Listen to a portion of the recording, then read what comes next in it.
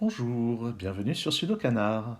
Dans cette vidéo, on va regarder un Sudoku classique composé par Erwan Bernard pour le round 4 du Sudoku Grand Prix 2021. Ce round était organisé conjointement par la Hongrie et la France et c'était une grande première pour les 4 auteurs qui ont figuré et je m'inclus dans ces 4 auteurs. Et alors c'est malheureusement le seul problème signé Erwan qui a fini par être réellement posé dans ce round. C'est un peu dommage parce que Erwan avait composé aussi un Snake X-Sum qui était absolument magnifique. Mais malheureusement, il y a eu un moment où il a fallu faire des coupures. Donc ce classique rapportait 24 points, ce qui fait qu'il était plutôt dans les problèmes faciles de ce round, mais pas de loin, ce n'était pas le classique le plus simple, ni le plus difficile. Alors, il y a tout un tas d'endroits où on peut débuter. La géométrie de la grille est très pure, on peut le dire, avec énormément de symétrie et des chiffres énormément espacés. Et ce qui est assez intéressant, je trouve, c'est cette croix centrale complètement vide au départ. Alors je disais, il y a quand même pas mal d'endroits pour commencer. En particulier, quand on voit les 5 qui se croisent ici, ça permet de placer un 5 ici et un 5 là. Et maintenant, les 6 nous donnent ce 6. Voilà déjà des choses qu'on peut voir. On peut voir aussi que le 9 qui est ici va forcer à avoir un 9 dans l'une de ces deux cases. Et maintenant, on sait qu'il n'y a pas de 9 là-dedans. Et en croisant ça avec ce 9, on peut placer un 9 ici, qui à son tour crée un 9 dans cette case. Bon, notez que dès le début, on aurait pu repérer aussi que le 3 et le 9 dans cette colonne ne sont pas dans ces cases, donc ils sont forcément dans ces deux cases. Et en exploitant ce 3, ça nous redonnait ce 9 ici, et par ailleurs un 3 dans cette case. Là-dedans, il nous faut 4, 7 et 8. Le 4 n'étant pas là, il va être dans l'une de ces deux cases. Et ici, c'est un 7 ou un 8, qui sera résolu plus tard. Où est-ce que je vais regarder maintenant? En fait, j'ai placé les 9 ici en ne faisant pas attention à celui-ci. C'est pas très malin. Vous avez le droit de vous moquer de moi. Je sais, c'est déjà fait. Le 3 qui est ici permet de placer un 3 ici. Et les deux autres chiffres sont un 1 et un 2. Sur cette ligne, 4, 7 et 8, on ne sait rien pour le moment sur ce chiffre, si ce n'est que ce n'est pas un 8. Et comment sais-je que ça n'est pas un 8? Parce que sur cette ligne, il me faut un 8 là-dedans. Donc je n'ai pas de 8 ici, ça va être 4 et 7. Et ça veut dire que sur cette ligne, le 8 est dans l'une de ces deux cases. Donc j'ai un 4 ou un 7 ici. Et ici, je vais mettre 4, 7 ou 8. Ces trois cases maintenant doivent accueillir 4, 6 et 7. Donc ça veut dire 6 ou 7 ici, 4 ou 6 ici, 4, 6, 7. Et puis, le 5 dans cette colonne ne peut être que là, ce qui va me donner un 5 ici ou là. Les 3 qui sont là me permettent de placer un 3 ici. Le 1 qui est là me dit que verticalement, j'ai un 1 par ici, et j'en déduis que je vais avoir aussi un 1 par ici en exploitant celui-ci. Qu'est-ce qu'on va pouvoir regarder maintenant? Dans cette colonne, il nous manque 1, 2, 3 et 4.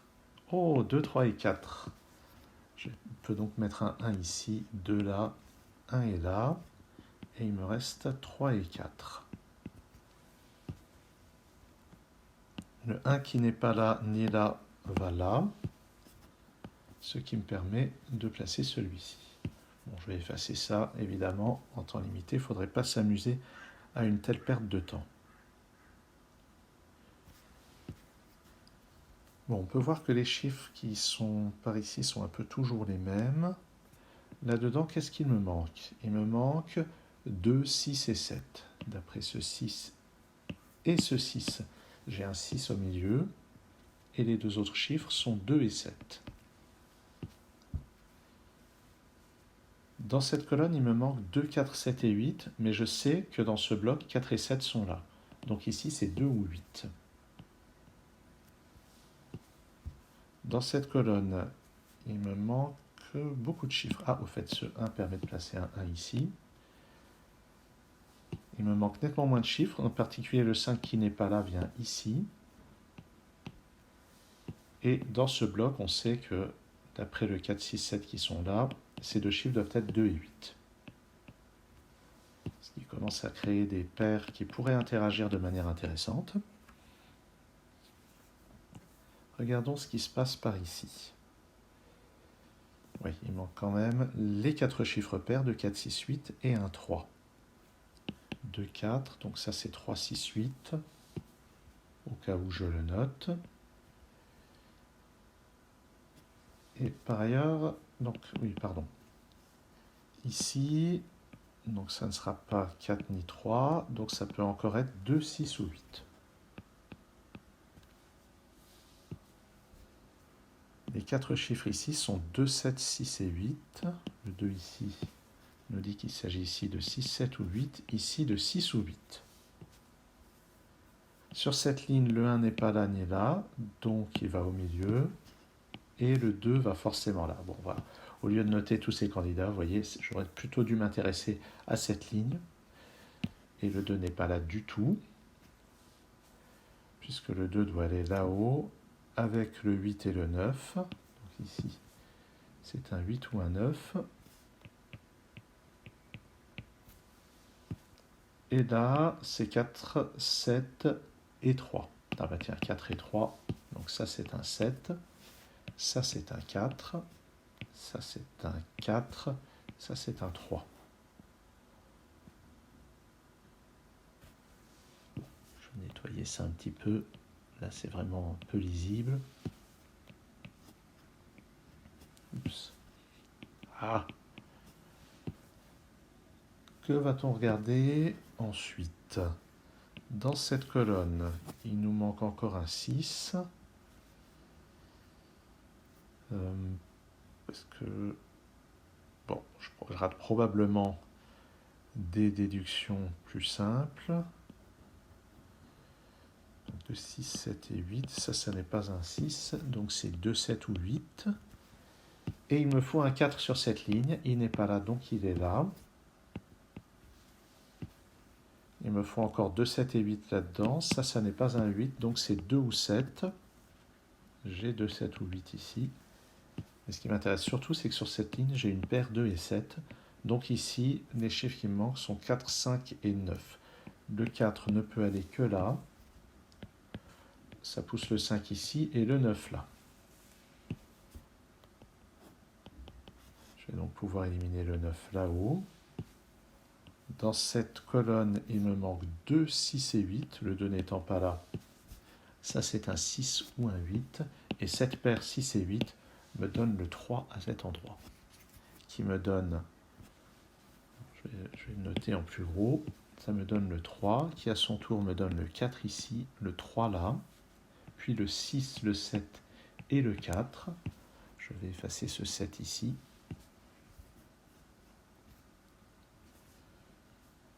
Deux, 6, 8 et 7. Bon. Ah, j'ai pas encore tout. Ces deux chiffres doivent être 5 et 9, d'après le 5 qui est ici. C'est comme ça. Ça me permet d'effacer le 9 là-haut.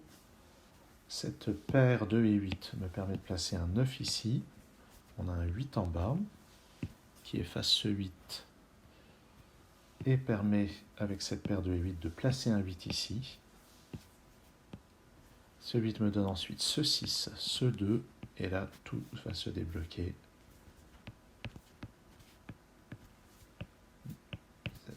2, 8 et un 6 ici. J'ai aussi un 2 là. Et comment est-ce qu'on va compléter tout ceci? Eh bien, il me manque un 7 ici, un 8 là, un 7 en bas, suivi d'un 2 et d'un 6. Voilà, donc ma résolution est un petit peu poussive. Je n'ai pas forcément toujours regardé aux bons endroits. Donc au bout du compte, un sudoku classique dans lequel il n'y avait pas d'énormes difficultés. Il y avait, comme la plupart du temps, des paires à divers endroits qui permettaient d'avancer. Merci d'avoir suivi cette vidéo et à très bientôt sur Sudocanard.